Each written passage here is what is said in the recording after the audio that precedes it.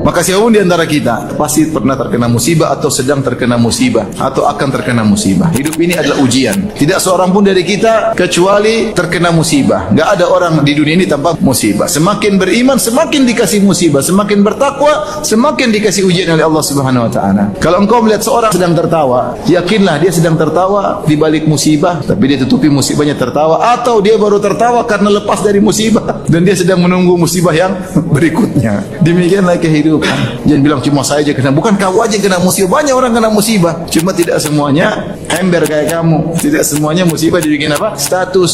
Ya kita musibah orang, ya Allah. Kalau kita dengar sebagian orang musibah luar biasa. Kok bisa kuat dia? Kok bisa tegar? Apa rahasianya? Iman dan amal soleh. Kalau orang punya iman dan amal soleh, akan Allah berikan ketenangan. Meskipun musibah berat, dia tenang menghadapinya.